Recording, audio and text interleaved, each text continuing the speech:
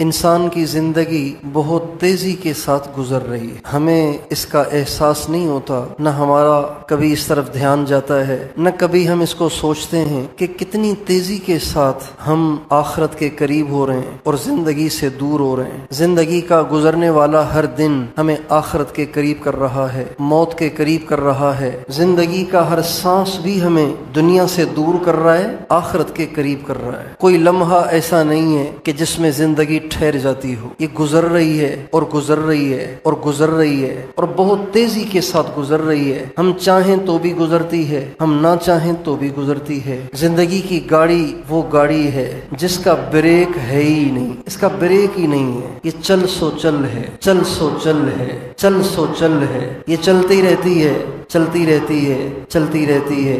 جب اس کا اسٹاپ آ جاتا ہے تو اللہ تعالیٰ کی طرف سے اس کو ٹھہرنا پڑتا ہے۔ پھر یہ نہیں دیکھا جاتا کہ بوڑھا ہے یا جوان ہے، بیمار ہے یا صحت مند ہے، کوئی حادثہ بھی پیش آیا یا کوئی حادثہ بھی پیش نہ آیا، ہنستے ہنستے لوگ مر جاتے ہیں اور نکاح پڑھتے پڑھتے لوگ مر جاتے ہیں، نکاح پڑھاتے پڑھاتے لوگ مر جاتے ہیں، رخصتی کے دوران مر جاتے ہیں، ابھی پہلی رات بھی نہیں گزارتے اس سے پہلے ہی مر جاتے ہیں۔ نکاح ہو جاتا ہے، رخصتی سے پہلے ہی اللہ تعالیٰ کی طرف سے بلاوا آ جاتا ہے۔ بڑی تیزی کے ساتھ ہماری زندگی گزر رہی ہے۔ ہمارے نبی کا ارشاد ہے کہ قیامت کی علامتوں میں سے ایک علامت یہ بھی ہے کہ اوقات کی برکت ختم ہو جائے گی۔ دن کیسے گزر گیا، ابھی صبح ہوتی ہے اچانک شام آ جاتی ہے، ابھی شام ہے اچانک صبح آ جاتی ہے، نہ دن کے گزرنے کا پتہ چلتا ہے، نہ ہفتے کے گزرنے کا پتہ چلتا ہے، نہ مہینے کے گزرنے کا پتہ چلتا ہے، نہ سال کے گزرنے کا پتہ چلتا ہے۔ اور ابھی 2020 تھا، 21 آ گیا، 22 آ گیا، کتنے مہینے اس کے بھی گزر گئے، 23 بھی 20 بھی آ جائے گا۔ اور روزانہ حضرت اسرائیل زمین پر اترتے ہیں، کئی لاکھ انسانوں کے لیے موت کا پیغام لاتے ہیں۔ روزانہ کبھی کسی گھر میں کوہرام ہے، کبھی کسی گھر میں واویلا ہے، کبھی کسی گھر میں چیخو پکار ہے، کبھی کہیں بچے یتیم ہو رہے ہیں، کبھی کہیں نوجوان بچیاں بیوہ ہو رہی ہیں، کبھی چارپائی کسی گھر سے نکل رہی ہے، کبھی چارپائی کسی گھر سے نکل رہی ہے۔ قبرستان کا دروازہ ہے جو دن کو بھی کھلا ہوا ہے، رات کو بھی کھلا ہوا ہے۔ گورکن کو اللہ نے ایسی روزی دے رکھی ہے کہ وہ کبھی بے روزگاری نہیں ہوتا، روزانہ وہ قبریں کھودتا ہے، روزانہ وہ قبریں بناتا ہے۔ یہ زندگی کا ایک معمول ہے۔ میرے دوستو، بڑی تیزی کے ساتھ میری آپ کی بھی زندگی گزر رہی ہے۔ ابھی ہم اللہ کے راستے میں گئے 40 دن کے لیے، آج ہی ابھی واپس آئے، گھر نہیں گئے، ابھی واپس آئے۔ اور میرے ساتھی مجھے بتا رہے تھے کہ ان 40 دنوں میں کئی انسانوں کے مرنے کی خبریں ہمیں ملی ہیں، ایک رشتہ دار، دوسرا رشتہ دار، تیسرا رشتہ دار، چوتھا رشتہ دار، ایک آدمی کے 4 رشتہ دار جن کو وہ گھر چھوڑ آئے تھے وہ قبروں میں چلے گئے۔ اتنی تیزی کے ساتھ زندگی گزر رہی ہے۔ ہمارے نبی کا ارشاد ہے، ارتحلت الدنیا مدبرہ، ارتحلت الدنیا مدبرہ، دنیا دن بدن پیٹھ پھیر رہی ہے، وارتحلت الآخرۃ مقبلہ، اور آخرت دن بدن آگے آ رہی ہے، آگے آ رہی ہے، آگے آ رہی ہے۔ جو چیز دور ہوتی ہے وہ دھندلی ہوتی ہے، جتنی قریب آتی چلی جاتی ہے اتنی روشن ہوتی چلی جاتی ہے۔ ہم تو سمجھتے ہیں کہ موت تو بہت دور ہے، آخرت تو بہت دور ہے، قیامت تو بہت دور ہے، جہنم اور جنت تو بہت دور ہے، لیکن اللہ کہہ رہے ہیں دور نہیں ہے۔ ازفت الآزفہ لیس لہا من دون اللہ کاشفہ، تم اسے دور سمجھتے ہو، وہ دور نہیں، وہ قریب آ گئی ہے۔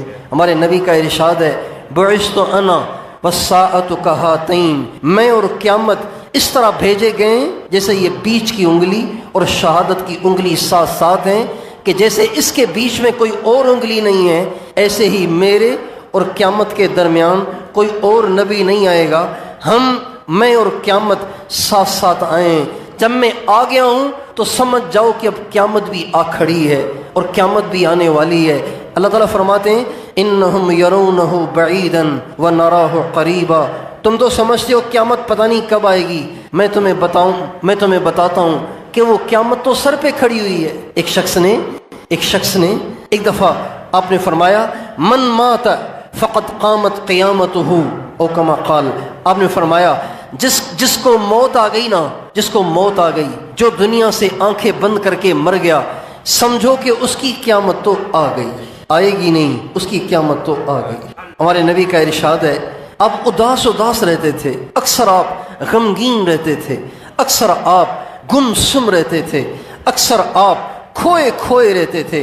हज़रत अब्दुल्लाह इब्न अब्बास फरमाते हैं, कान रसूलुल्लाह सल्लल्लाहु अलैहि वसल्लम दाइमल फ़िक्र मुतवासिल अहज़ान, आप अक्सर गहरी सोच में रहा करते थे, मुसलसल गमगीन रहते थे। कभी कभी आपको खुश देखा गया, वरना अक्सर आपको गमगीन देखा गया, अक्सर आपको गमगीन देखा गया, आपका चेहरा हर वक्त गमगीन रहता था। तो एक दफ़ा आपने फरमाया कैफ़ अनअम व साहिबु सूर क़द इल्तक़महु, तिरमिज़ी शरीफ की हदीस है। आप फरमाते हैं, मैं कैसे खुशी की ज़िंदगी गुजारूं जबकि इसराफील ने मुंह में सूर को लिया हुआ है और जोर लगाने के लिए उसने अपने अगले हिस्से को आगे को झुकाया हुआ भी है। बस उसको अल्लाह के अमर का इंतज़ार है, अल्लाह का अमर हो जाएगा, वो सूर फूंकेगा और सारी दुनिया को तहस नहस कर देगा, इसमें देर नहीं लगेगी। कैसे इसकी मिसाल दी जाए, जैसे एक आदमी के हाथ में कोई चीज है, उसके हाथ में कोई चीज है, अब उसको फेंकना है। अगर उसके हाथ में ना हो, उसको कहा जाए इस चीज को उठा के बाहर फेंको, कचरे का शापर है, इसको उठा के बाहर फेंको, तो उसको कहा जाएगा, वो शापर की तरफ जाएगा, उसको उठाएगा, उसको लेकर चलेगा, बाहर पहुंचेगा, फिर जाके फेंकेगा। लेकिन अगर वो शापर हाथ में उठाए हुए है और कचरे के ढेर पे भी खड़ा हुआ है, तो अब तो देर नहीं है ना, अब तो बस इशारे की देर है। सिर्फ यूं करेगा और शापर उसकी उंगली से निकल के कचरे के ढेर पे जा पड़ेगा। तो हमारे नबी फरमाते हैं, मैं देख रहा हूं कि इसराफील ने मुंह में सूर को लिया हुआ है। ऐसे नहीं होगा कि अल्लाह ताला अमर करेगा, वो भागा जाएगा, जाके सूर को उठाएगा और फिर जोर लगाएगा और उसमें भी टाइम लगेगा, और फिर स्टेमिना बनाएगा, उसमें भी टाइम लगेगा, उसके बाद कहीं जाके दुनिया टूटेगी फूटेगी। आप फरमाते हैं, उसने मुंह में सूर को लिया हुआ है और जोर लगाने के लिए, जब आदमी जोर लगाता है तो आगे को झुक जाता है, उसने अपना हाथ झुकाया हुआ है, बस वो इंतजार में है कि कब अल्लाह का अमर आए और मैं सूर फूंकूं, और उनके सूर के फूंकने से सारी दुनिया ज़ेरो ज़बर तहस नहस हो जाएगी, ख़त्म हो जाएगी, हलाक और बर्बाद हो जाएगी। मेरे हम और आप रोज़ाना मौत के करीब जा रहे हैं, आखिरत के करीब जा रहे हैं, जहन्नम के करीब जा रहे हैं, जन्नत के करीब जा रहे हैं। हमें इंतज़ार रहना चाहिए, पता नहीं मेरा नाम भी कभी स्पीकर में लिया जाएगा और मेरा भी ऐलान हो जाएगा।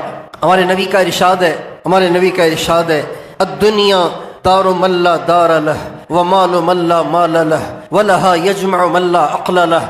ये दुनिया, इस दुनिया को वो इंसान अपना घर समझेगा जिसका आखिरत में घर ही नहीं है, क्योंकि उसने मरने का प्रोग्राम ही नहीं बनाया, उसकी मरने की नियत ही नहीं है, तो लिहाजा वो मरने की तैयारी भी नहीं करता। जब उसका वहां घर नहीं है तो वो इसी को घर बनाएगा ना, वो इसी को घर समझेगा। अद्दुनिया दारु मल्ला दार लह व मालु मल्ला माल लह व लहा यजमअ मल्ला अक़ल लह।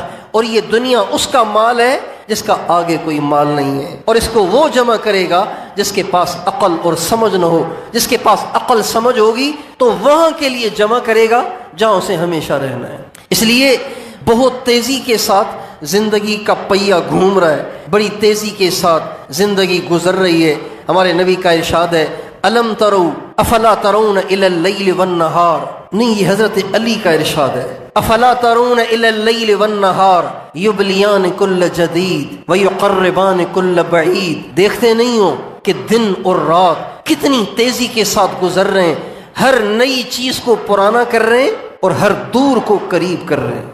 कहते थे कि रमजान में तो अभी 8 महीने हैं, अब रमजान आया खड़ा है। कहते थे 2022 में, किसने देखा है 2022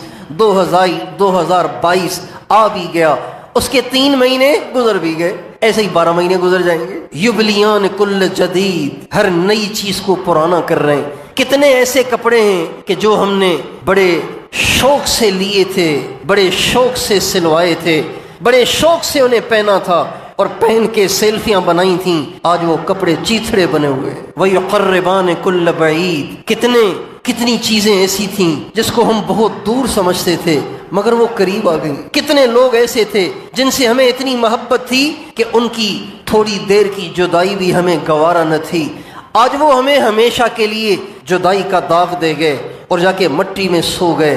یہ بھی تو دن دیکھنا پڑا کہ ہمارے پیارے ہم سے دور ہو کر جا کے قبروں میں سو گئے۔ اس سے پتہ چلتا ہے کہ دنیا سے دل نہیں لگانا چاہیے، بلکہ اس جہان کے لیے تیاری کرنی چاہیے جس کی طرف میں اور آپ دن بدن بڑھتے چلے جا رہے ہیں۔ حضرت اماں فاطمہ الزہرا رضی اللہ تعالی عنہا کا جب انتقال ہوا تو حضرت علی اس وقت موجود نہیں تھے۔ قبر شریف پہ گئے اور قبر پہ جا کے کہا السلام علیکم، ہم پڑھتے ہیں نا السلام علیکم یا اہل القبور، تو قبر پہ جا کے سلام پڑھا تو محبت تو تھی نا، اور نبی کریم صلی اللہ علیہ وسلم کی گویا حضرت فاطمہ نشانی تھیں۔ اما عائشہ رضی اللہ عنہ فرماتی ہیں دنیا میں کوئی بھی نبی کریم صلی اللہ علیہ وسلم کے مشابہ چال ڈھال میں، عادات میں، اطوار میں، شکل و صورت میں فاطمہ سے بڑھ کر نہیں تھا۔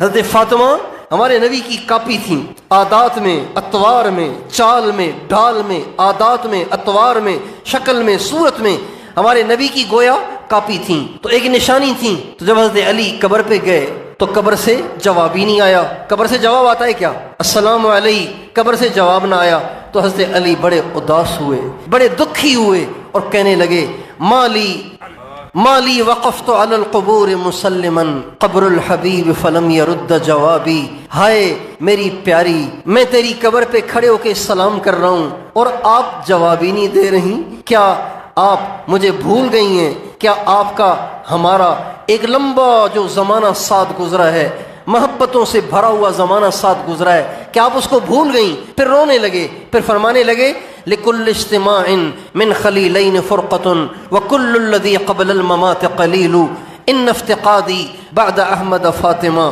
دلیل علی اللہ یدوم خلیل۔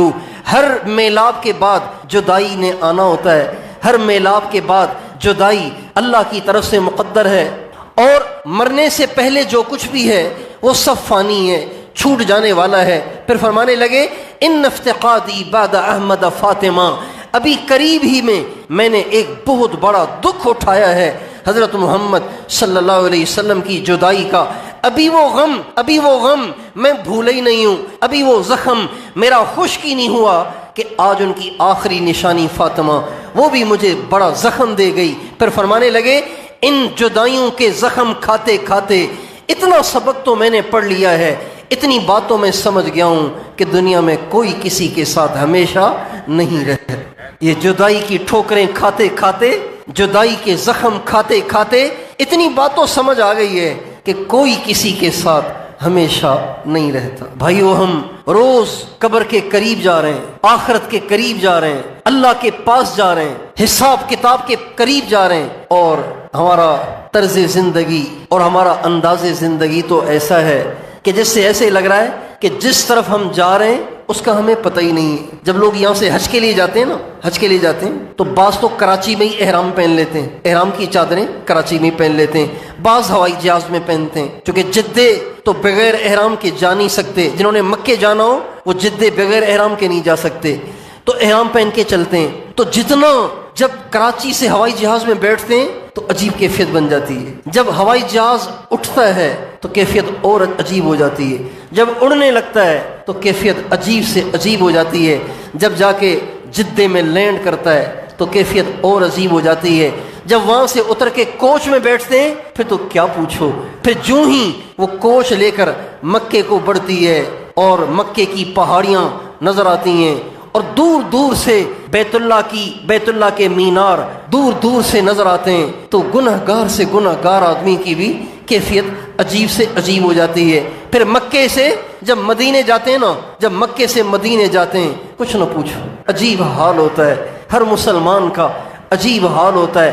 نعتیں گنگنانے کو دل کرتا ہے، درود کی کثرت کو دل کرتا ہے، حضور کو یاد کر کے آنسو بہانے کو دل کر رہا ہوتا ہے، اور پھر چلتے چلتے چلتے چلتے جب مدینے کے بورڈ آ جاتے ہیں اور حدود حرم نبوی کا اشارہ آ جاتا ہے اور پھر مدینے کی مسجد کے پتلے پتلے مینار دور دراز سے کلومیٹروں سے نظر آتے ہیں تو ہر حاجی اشک بار ہوتا ہے، ہر حاجی کا دل بے قرار ہوتا ہے، ہر حاجی کا دل حضور کی محبت سے لبریز ہو رہا ہوتا ہے اور اس کو احساس ہو رہا ہوتا ہے جہاں حضور ہے نا اس کے قریب جا رہا ہوں۔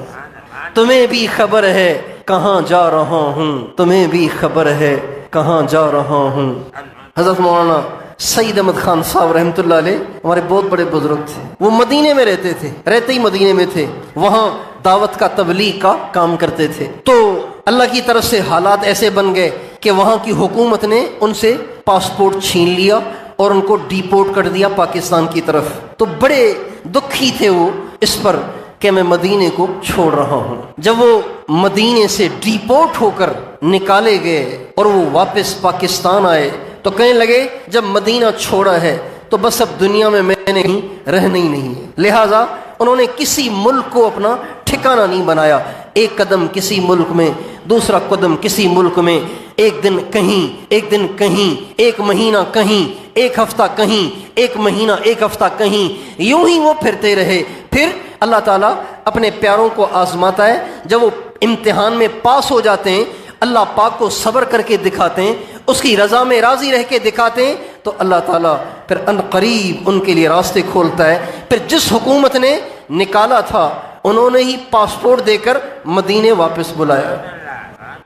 تو جب واپس جا رہے تھے نا تو واپس جاتے ہوئے انہوں نے یہ کہا تھا محمد کا روزہ قریب آ رہا ہے، بلندی پہ اپنا نصیب آ رہا ہے، تمہیں بھی خبر ہے کہاں جا رہا ہوں، رسول خدا ہے جہاں جا رہا ہوں، تمہیں بھی خبر ہے کہاں جا رہا ہوں، رسول خدا ہے جہاں جا رہا ہوں۔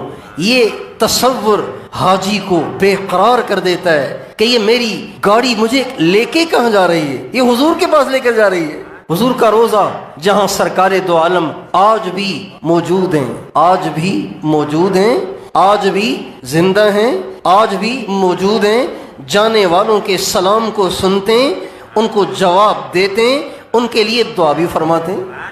تو جیسے ایک حاجی کو مدینے کے قریب ہوتے ہوئے احساس ہوتا ہے کہ میں مدینے کے قریب ہو رہا ہوں، بیت اللہ کے قریب ہو رہا ہوں، یوں ہی ایک مومن کو بھی ہر پل، ہر گھڑی، ہر سانس یہ احساس ہوتا ہے میں آخرت کے قریب جا رہا ہوں، زندگی کا ہر سانس مجھے اللہ پاک کے قریب کر رہا ہے، قیامت کے قریب کر رہا ہے، آخرت کے قریب کر رہا ہے، اللہ پاک کے سامنے پیشی کے قریب کر رہا ہے۔ یہ احساس اس کو اندر سے کھائے جاتا ہے، اس کو اندر سے گھلائے جاتا ہے، اس کو اندر سے پگھلائے جاتا ہے۔ ہمارے نبی کی عمر ٹوٹل 61 برس ہوئی، ہمارے نبی کا جو انتقال ہوا 61 برس عمر تھی آپ کی۔ انگریزی کیلنڈر کے لحاظ سے جنوری، فروری، مارچ، اپریل کے لحاظ سے آپ کی عمر 61 سال، اور قمری محرم، صفر، ربیع الاول، ربیع الثانی، قمری مہینوں کے کیلنڈر کے حساب سے آپ کی عمر 63 سال۔ تو 63 سال تو بڑی عمر نہیں ہے۔ تو حضرت ابوبکر صدیق نے ایک دفعہ ہمارے نبی کو دیکھا کہ آپ کی کن پٹی میں سفید بال چمک رہے تھے، سفید بال چمک رہے تھے۔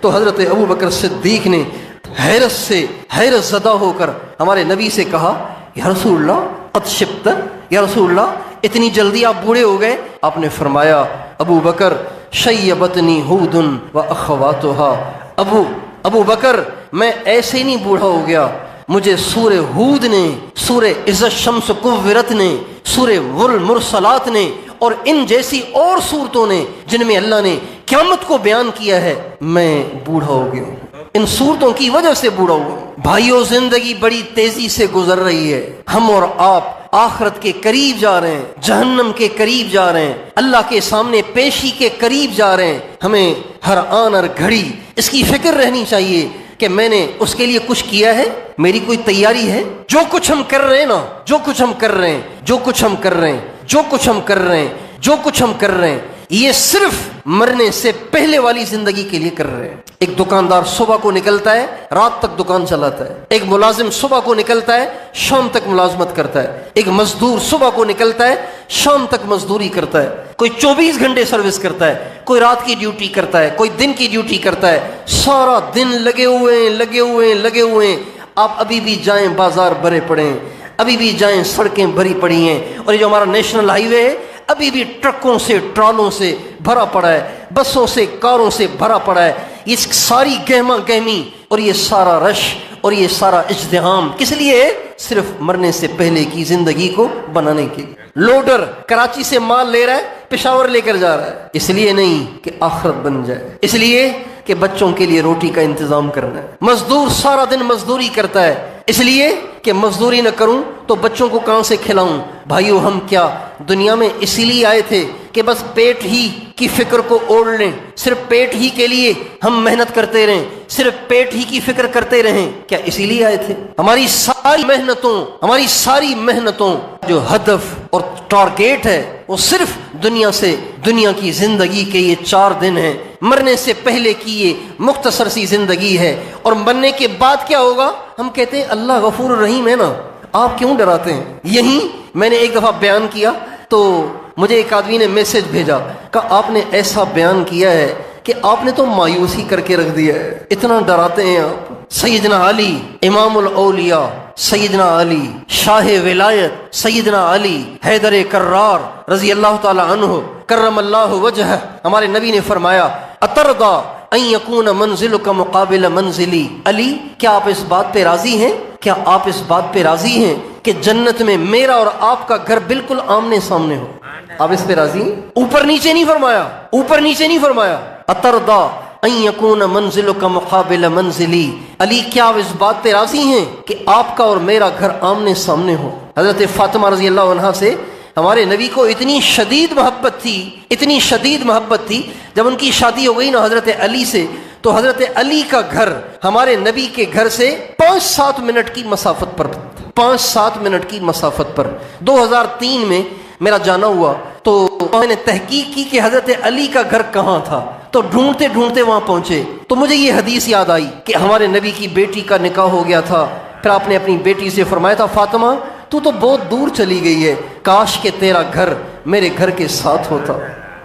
تو میں سوچتا تھا کہ کتنی دور چلی گئی تھیں، کوئی 4-5 کلومیٹر، 10 کلومیٹر، 15-20 کلومیٹر دور چلی گئی ہیں کہ ہمارے نبی کو اپنی بیٹی کو دیکھنے کے لیے مستقل کوئی دن فارغ کرنا پڑتا ہوگا کہ آپ فرما رہے ہیں کہ فاطمہ تو اتنی دور چلی گئی ہے، اب تجھے دیکھنے کے لیے مجھے سارے کام چھاڑ کے پورا دن لگانا پڑے گا، پتہ نہیں شاید اتنی دور چلی گئی تھیں۔ چنانچہ میں وہاں گیا اور میں نے عام نارمل رفتار کے ساتھ چلنا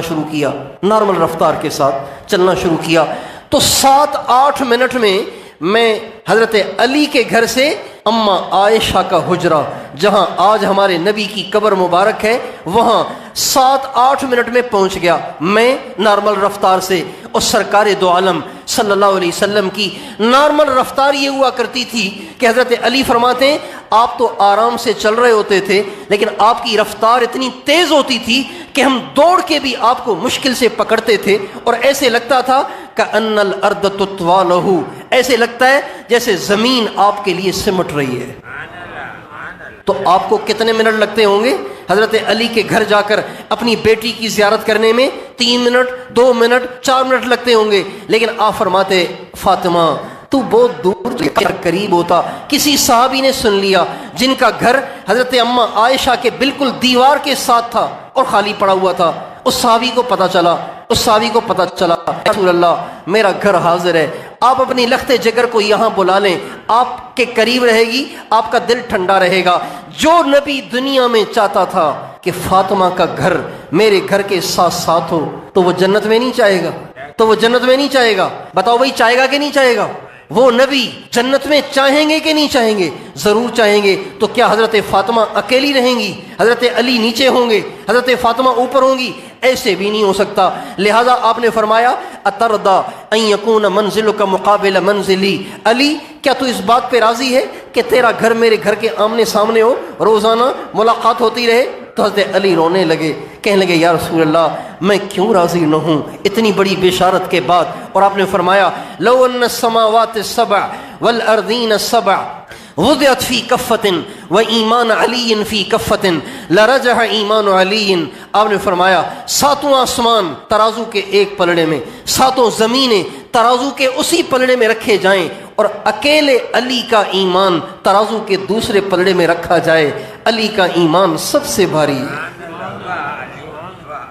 آپ پہچان گئے کہ علی کون ہے، سمجھ گئے کہ علی کون ہے، علی کے ایمان کا کیا درجہ ہے، علی کا اللہ کے کیا مقام ہے، علی کے اعمال کی کیا ویلیو ہے، علی نے آخرت کی کس درجے تیاری کر رکھی ہے۔ لیکن حضرت زرار ابن زمرہ کنانی رضی اللہ عنہ فرماتے ہیں میں عینی گواہ ہوں اس واقعے کا کہ میں نے حضرت علی کو رات کے اندھیرے میں دیکھا کہ اپنی مٹھی سے اپنی داڑھی کو پکڑے ہوئے تھے اور جھوم رہے تھے اور رو رہے تھے، اتنے آنسو گر رہے تھے کہ ان کی داڑھی ان کے آنسوؤں سے گیلی ہو رہی تھی۔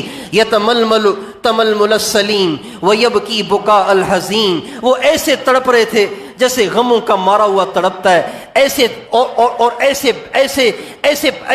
ایسے رو رہے تھے جیسے غموں کا مارا ہوا روتا ہے، اور ایسے تڑپ رہے تھے جیسے بچھو کا ڈسا ہوا تڑپتا ہے۔ اور پتہ ہی کیا کہہ رہے تھے؟ آہ من قلت الذات وبعد السفر ووحشت الطریق، ہائے افسوس راستے کی تنہائی، ہائے افسوس منزل کی دوری، ہائے افسوس کہ عمل تھوڑا ہے۔ جس آخرت کی طرف میں آپ سب جا رہے ہیں، اسی آخرت کی طرف جاتے ہوئے اتنی بڑی تیاری کرنے والا، اتنے بڑے ایمان والا، اتنی ساری بشارتیں پانے والا ایسے پریشان ہے، ایسے بے قرار ہے، ایسے رو رہا ہے۔ اس لیے دوستو زندگی بڑی تیزی سے گزر رہی ہے، بہت تیزی سے گزر رہی ہے، اور یہ بال بہت تیزی سے سفید ہو رہے ہیں، بہت تیزی سے سفید ہو رہے ہیں، چہروں پہ جھریاں بڑی تیزی سے آ رہی ہیں، رنگ دن بدن بدل رہے ہیں، طاقت دن بدن کمزوری سے بدل رہے ہیں۔ ہمیں چاہیے کہ ہم اس جہان کی تیاری کریں جہاں ہم جا رہے ہیں۔ اس کی تیاری کیا ہے؟ اس کی تیاری بہت آسان ہے، مشکل نہیں ہے۔ اللہ تعالیٰ جس مالک کون و مکان کے ساتھ ہمارا واسطہ ہے وہ کریم اتنا ہے، وہ کریم اتنا ہے، وہ کریم اتنا ہے، وہ کریم اتنا ہے کہ جب بندہ اس کے سامنے اپنی طلب کا اظہار کرتا ہے تو وہ اس پہ بھی اس کو بہت کچھ دے دیتا ہے، طلب کا اظہار کرتا ہے، بشرطے کہ پچھلی زندگی سے توبہ طائب ہو جائے۔ جب یوں کہتا ہے نا بندہ یا اللہ آج تک جو کچھ ہوا معاف کر دے، اب نہیں کروں گا، تو اللہ یہ نہیں دیکھتے کہ چھوٹا مجرم ہے یا بڑا ہے، چھوٹا گناہ گار ہے یا بڑا گناہ گار ہے۔ 100 سال کا کافر بھی اگر یوں کہہ کر اس کے سامنے جھکتا ہے اللہ معاف کر دے اب نہیں کروں گا، اللہ ایک قلم پھیر کر اس کی زندگی کے سارے کفر اور شرک کو بھی معاف کر دیتا ہے۔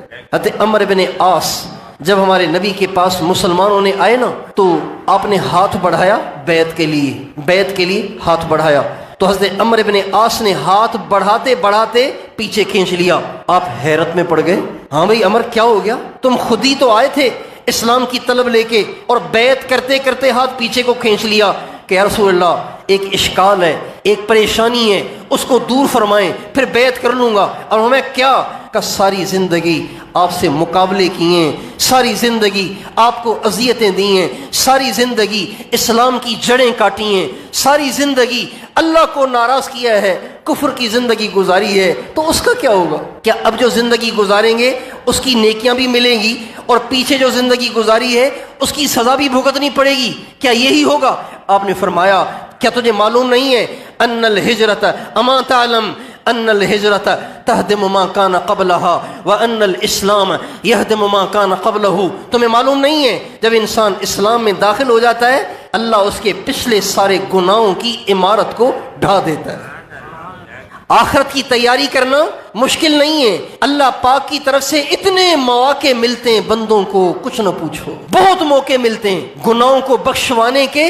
جیسے یہ موبائل کمپنیوں والے روز نئے پیکیجز نکالتے ہیں نا، روز نئے پیکیجز نکالتے ہیں، یہ بیچارے کیا پیکیجز نکالیں گے؟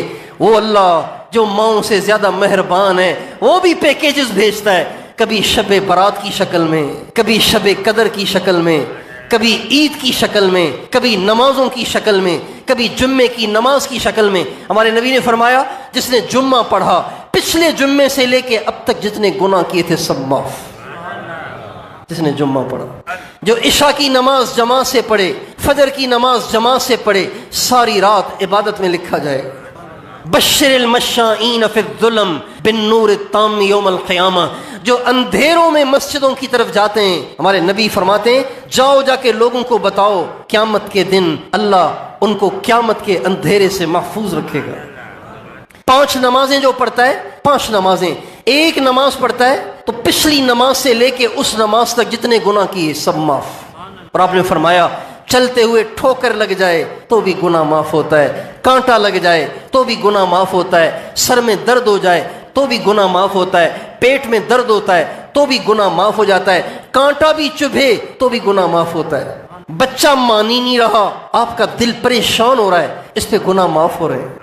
بیوی نہیں مان رہی، بیوی نافرمان ہے اور بیوی بے وفا ہے اور بیوی خدمت نہیں کرتی اور بیوی پوچھتی نہیں ہے اور دل پریشان ہے اور دل اداس ہے اور ٹینشن چڑھ رہی ہے، اس پہ بھی گناہ معاف ہو رہے ہیں. اور خاوند بیوی سے محبت نہیں کر رہا، خاوند بیوی کو پیار نہیں دے رہا، خاوند بیوی کو پوچھ نہیں رہا، جب آتا ہے سیدھا ماں کے کمرے میں گھس جاتا ہے، جب آتا ہے سیدھا بہنوں کے کمرے میں گھس جاتا ہے. بیوی اتنی قربانی کر کے اس کے گھر آئی اور اس کے لیے آئی اور یہ بیوی کو پوچھ ہی نہیں رہا. اب یہ بیوی بیچاری اندر ہی اندر میں گھل گھل کے ٹینشن کی مریض بن گئی، ڈپریشن میں چلی گئی اور بلڈ پریشر ہائی رہنے لگا اور شوگر پیشنٹ ہو گئی، صرف یہ سوچ سوچ کے کہ جس کے لیے سب کچھ چھوڑا تھا وہی میرا نہ ہوا، نہ خدا ہی ملا، نہ وصال صنم، نہ ادھر کے رہے نہ ادھر کے رہے، نہ خدا ہی ملا وصال صنم. کروڑوں بچیاں ایسی ہیں جو اس دکھ میں مبتلا ہیں، اس پر بھی گناہ اللہ معاف کرتا ہے،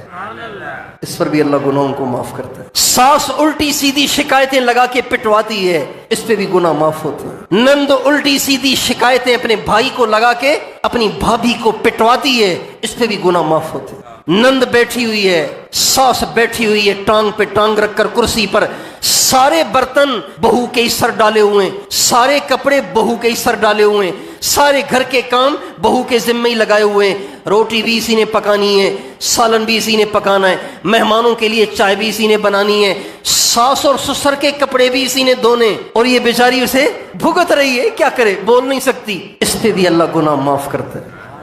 کتنے پیکیجز ہیں اللہ تعالیٰ سے معافی لینے کے، کتنے پیکیجز ہیں اللہ تعالیٰ سے معافی لینے کے. اور ایسے لگتا ہے کہ اللہ پاک کسی گناہ گار کو دوزخ میں ڈالنا ہی نہیں چاہتا. ایک اور پیکیج آ رہا ہے رمضان المبارک کا. اللہ اکبر.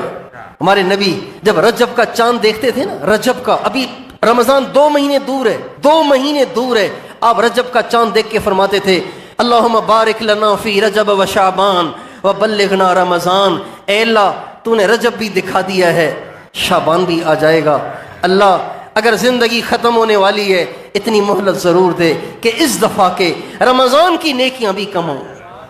اتنی مہلت ضرور دینا کہ اس دفعہ کے رمضان کی کمائی کروں.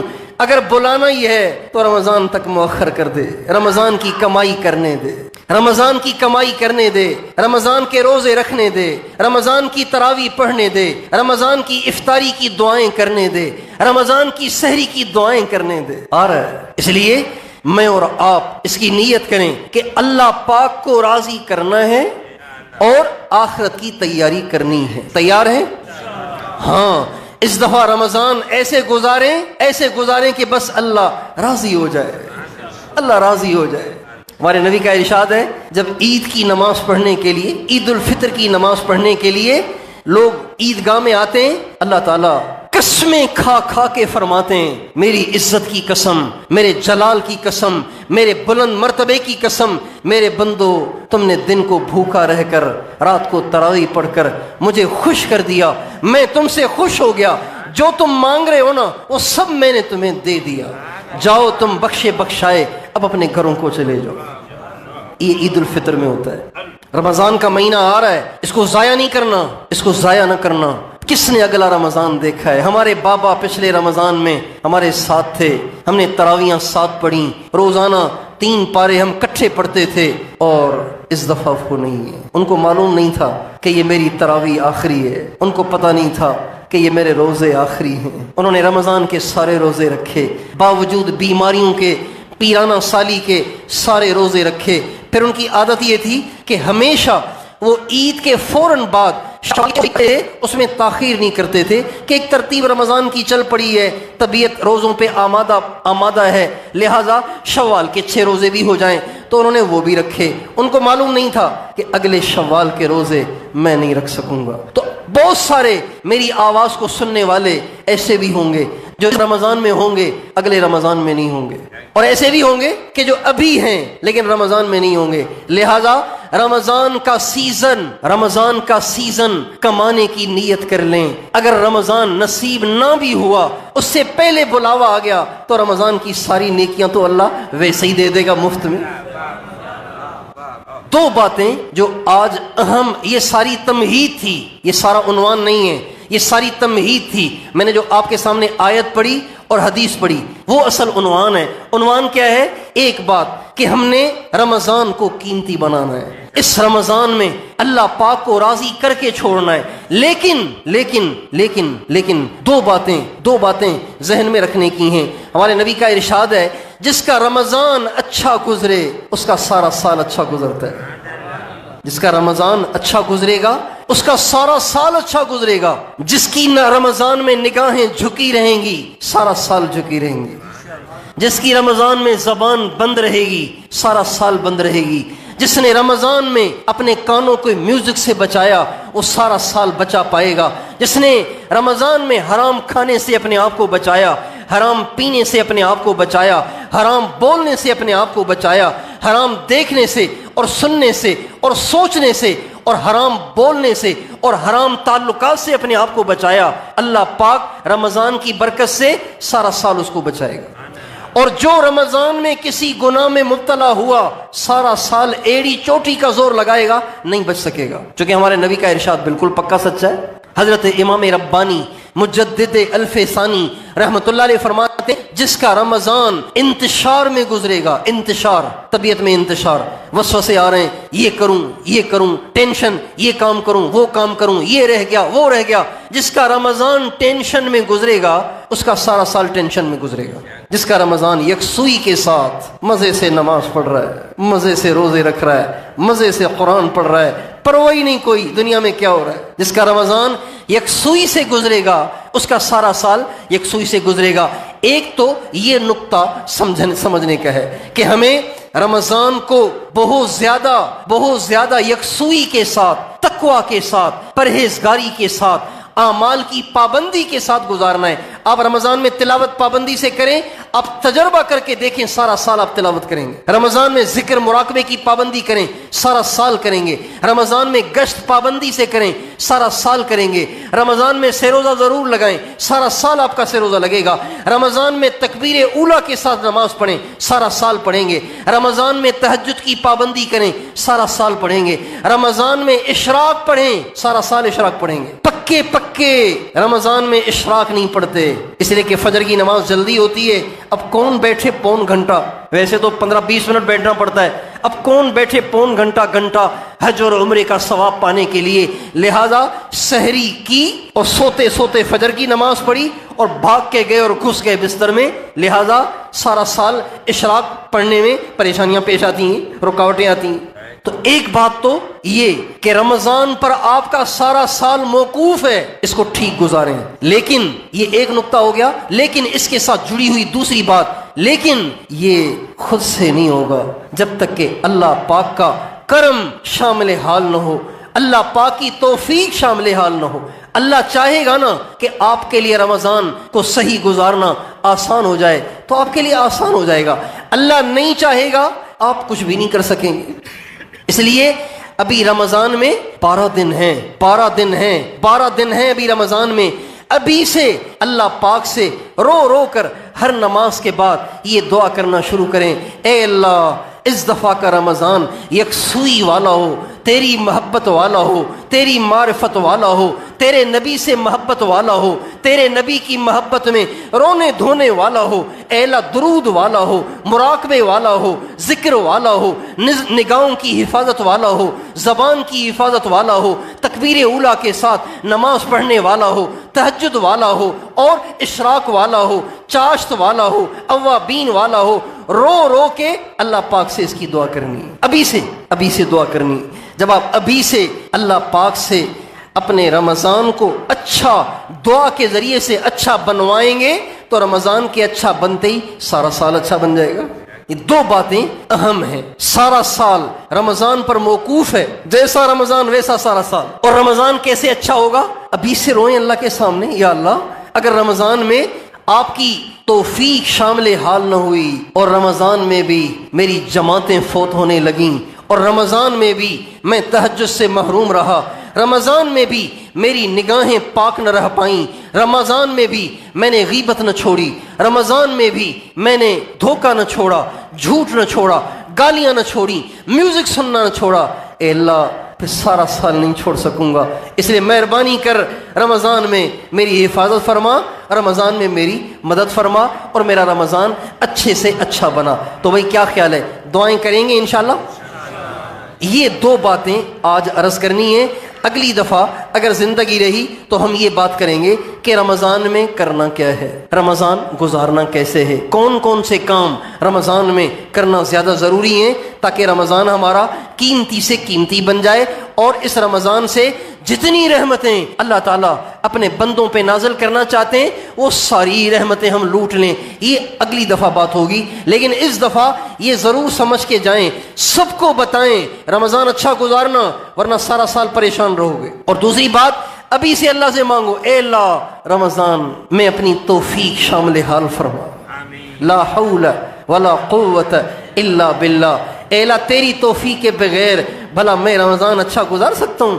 تیری توفیق کے بغیر بھلا میں برائی سے بچ سکتا ہوں؟ تو ہی بچائے گا، اللہ بچائے گا، گناہوں سے اللہ بچائے گا۔ یوسف علیہ السلام کتنے بڑے نبی ہیں، کیا نبی کا کتنا بڑا ایمان ہوتا ہے، لیکن جب زلیخا نے ان کو بلایا، اپنی طرف بلایا، زلیخا نے اپنی طرف بلایا، تنہائی ہے، کوئی نہیں ہے، اتنی خوبصورت عورت پاس ہے اور سارے اسباب مہیا ہیں، لیکن جب عورت نے اپنی طرف بلایا تو یہ نہیں کہنے لگے چل یہاں سے، تو نہیں میرا کچھ بگاڑ سکتی، تو نہیں مجھے ورغلا سکتی، یوں نہیں کہا، فرمانے لگے معاذ اللہ، قال معاذ اللہ، اے اللہ تو بچائے گا۔